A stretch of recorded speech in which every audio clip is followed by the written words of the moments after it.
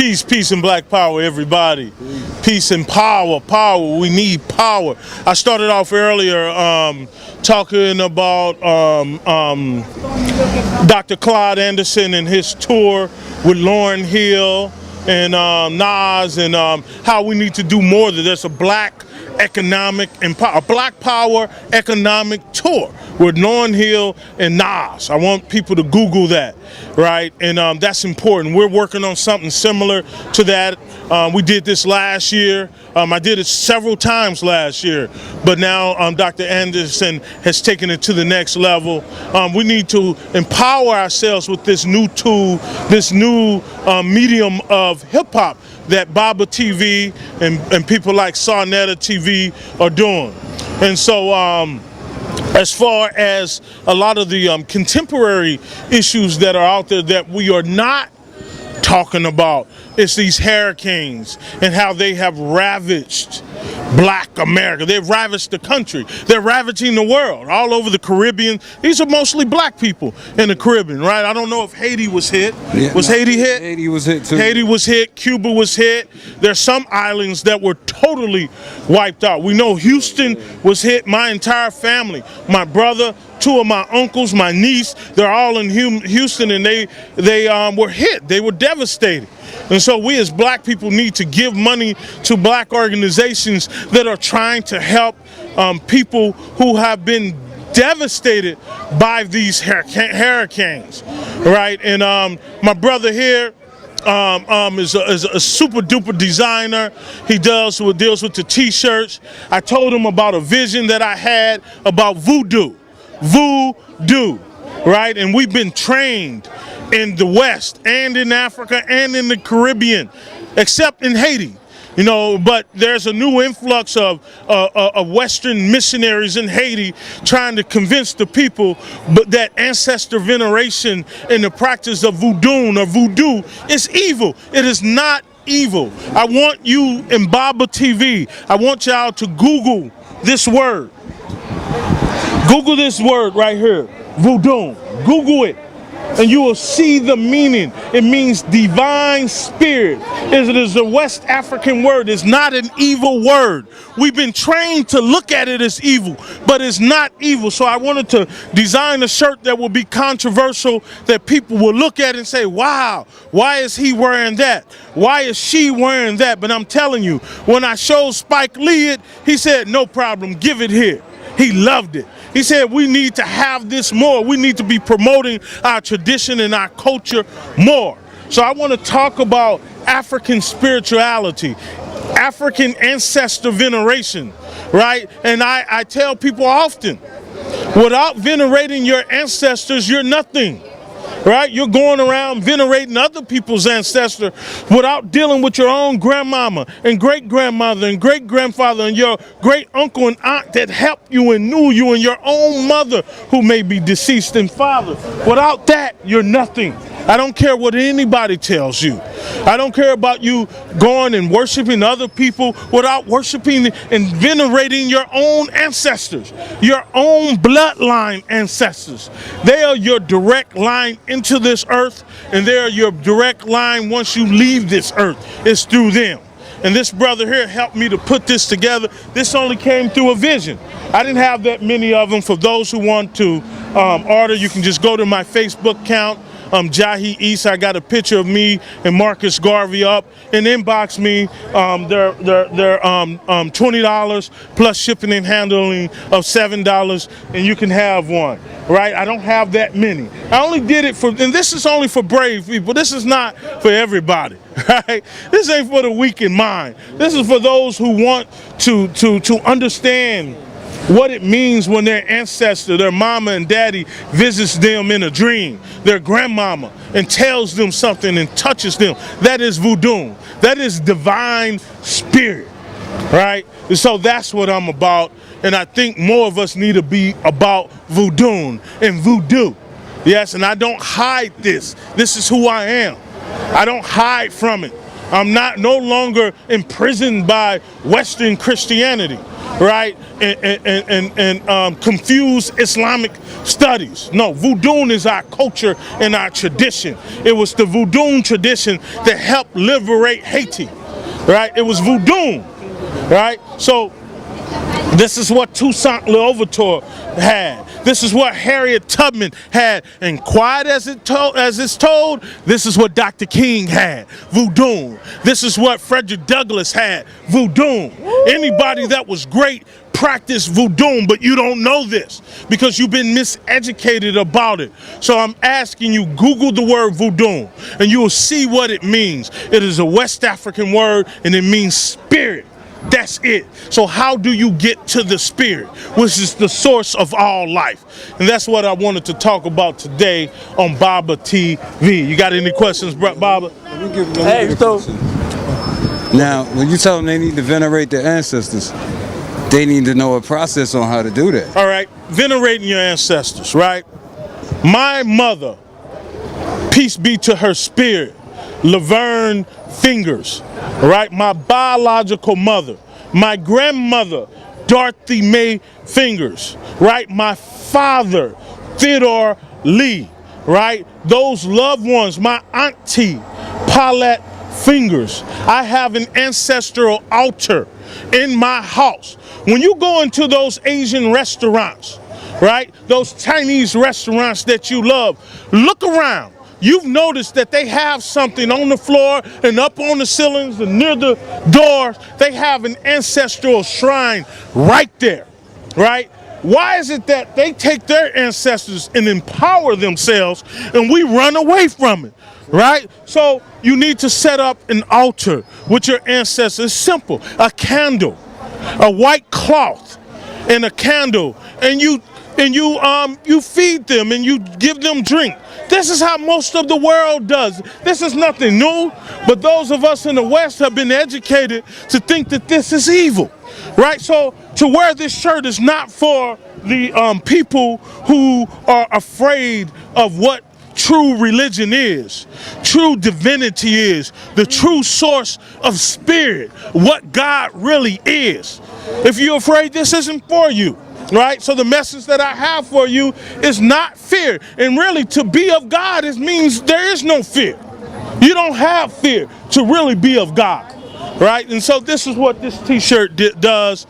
And if you're interested, hit me up. I have a few left and we'll move forward. Also, I have put out a call, and I'll send this to Brother Baba TV if he can, I got a lot of offers from people who want to order my book, The Origin of the Word Amen. Amen, right? It's called The Origin of the Word Amen, Ancient Knowledge the Bible Has Never Told. And that the Amen is an indigenous African word. It predates Kemet. And it made its way throughout West and Central Africa and to the diaspora. We brought it here from Africa, right? And so I got a lot of calls from people that they want the book. Now you can order the book. You can pre-order the book from me. I'll send it to Brother Baba TV so he can put that link up there for those who want to pre-order it. It's going to take a couple of weeks because I got to wait till at least I get 50 pre-orders and then I will send it off. But it's a book worth having. It is a very important book on the history of one word, amen. The Christians use it. Islam uses it, but very few people know the origins of it. And it has a lot to do with voodoo, right? When you get it, you will see that. All right? Peace and black power to everybody. Yo, so how long has voodoo have been around? You know what I'm saying? Since what time has it been around? How long has it been around? You know? Voodoo has been around as long as the spirit has been around. Voodoo is in the trees and we know it not. Voodoo is in a baby's cry and we know it not. Voodoo is up with the birds flying in the sky, in the river. And we know it now, in the ocean, because what we're talking about is divine spirit. And nobody mastered that more than the African. The African mastered how to utilize the spirit for good, right? And so this is something that we have been taught to think that it's evil when it's not evil. It is pure. And anybody who tells you that it's evil, send them my way, right? I will show them voodoo in the Bible. I will show them voodoo in the Quran if they want me to show it to them. But there's nothing evil about it. It means pure divine spirit, and we are the children of voodoo. So look, so who would you say is safe to practice voodoo? Should it only be black people or all people could practice voodoo? If voodoo means spirit, it is access to everybody. But everybody knows that no one has more access to the spirit than the African, right? We are spiritual people by nature. We have 3 to 5 million years of experience of how to understand and master our environment, our universe, and the things that we want to create. This is all voodoo because it all comes from spirit. All right? Peace. Now hold on. In Haiti, there's I would believe there's 2 different kind of voodoo practices. It's like the African-based one, and then there's the voodoo mixed with Catholicism. Yeah, the synchronism. And can you speak on that? Well, even the rituals of Catholicism or the Catholic Church is African origin, all right? The Catholic Church started in Kemet.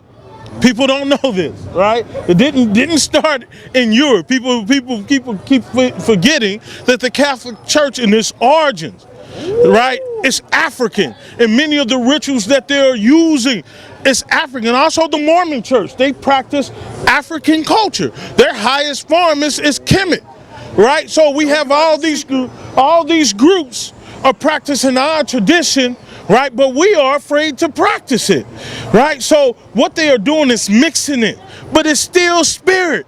It's still spirit, right? And nobody has a monopoly on spirit. But one group of people who have the most abundance of it is African people. But we are the ones that are being taught not to use it. But yet when Harriet Tubman used it, she liberated hundreds of African people. When Toussaint Louverture used it, he got an independent nation. He set the grounds for the first African nation in the Western Empire and defeated all the top European governments. It was all done through voodoo.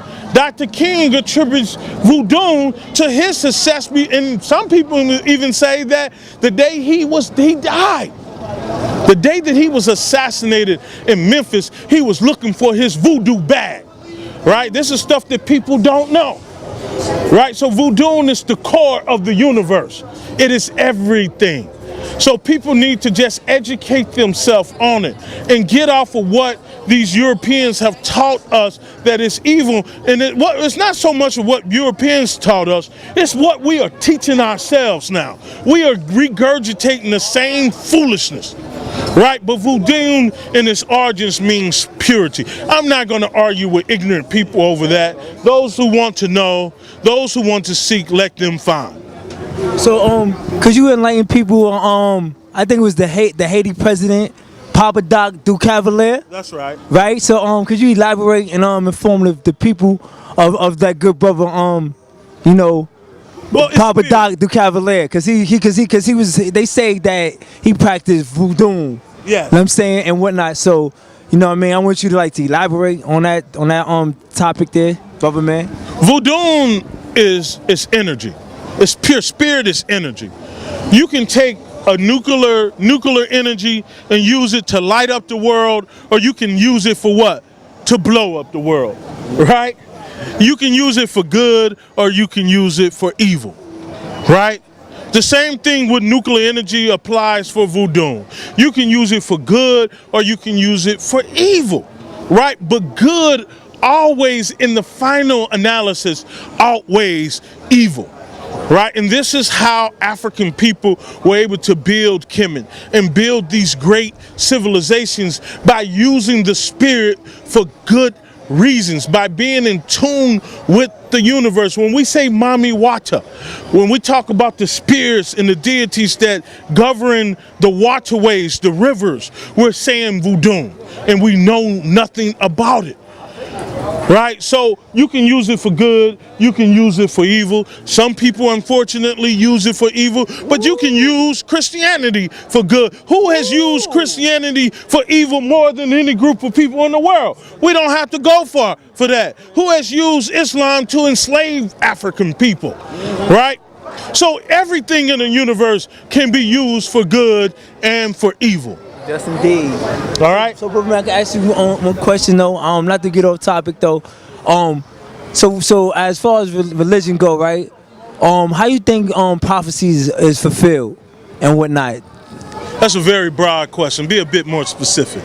I mean, like what's the one of the main tenets as to how prophecies are fulfilled and whatnot? Well, let me ask you. Why do you ask that question? Because I'm just, you know what I mean? We having an intellectual conversation. We on Barber TV, you know what I'm saying? He's known to have positive conversations on his network, and you my good brother and whatnot. So, you know, there's no debating nothing. I'm just picking the mind of my good brother because we conversing with one another. You know what I'm saying? So I could then inform y'all as to what I think is how what's the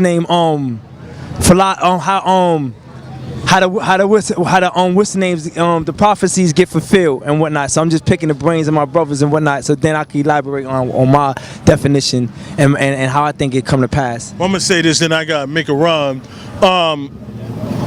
In the tradition that I deal with in voodoo, right, African spirituality, right, we don't call it necessarily. It's the Western term for prophecy. I guess the closest term we use is divination, right? We do divination, right? And divination goes into the spiritual world to ask questions, because the spiritual, everything manifests itself spiritually before it does physically. So we have people who have been trained, right, all over the world, not just here. You know, you go into China, they practice voodoo. Right, you go into North Korea, they're talking about ancestor veneration. They're talking to their ancestors, and their ancestors are telling them this is gonna do divination. The Dalai Lama practiced voodoo through divination, and through that divination, he prophesizes. Right, they go into the spiritual world, talk to their ancestors and ancestral deities, and these deities will say, this will happen, do this or do that. If that's what you call prophecy, that's what I understand it. But I understand prophecy as divination. We go and we do divination before to find out what we need to do to move forward.